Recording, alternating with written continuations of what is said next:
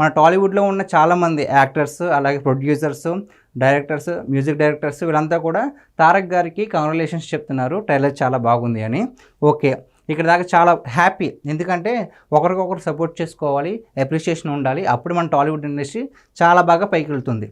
War 2 trailer release అయితేనే ఇంతమంది ఇలాగా ట్వీట్ పెట్టి అందరూ ఎంకరేజ్ చేశారు. కానీ నా పాయింట్ వచ్చేసి హరిహర వీరమల్లు సినిమా రిలీజ్ అయ్యాక ఏ ఒక్క స్టార్ కావచ్చు, లేదంటే బయట హీరోలు కావచ్చు, ఎవరు కూడా ఇలాగ ఎంకరేజ్ చేయలేదు. ఒకరు కూడా పోస్ట్ పెట్టలేదు, ఒకరు కూడా ట్వీట్ పెట్టలేదు. పెట్టింది ఎవరైనా ఉన్నారంటే మెగా ఫ్యామిలీ నుంచి మాత్రమే పెట్టారు. సాయి ధరమ్ తేజ్ గారు,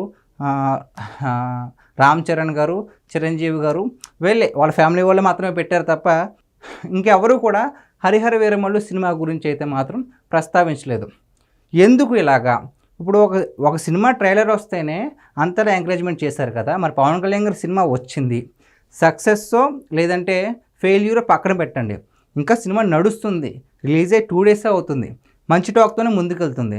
మరి ఎందుకు మీరు కనీసం అభినందించట్లేదు, కంగ్రాచులేషన్స్ ఎందుకు చెప్పట్లేదు?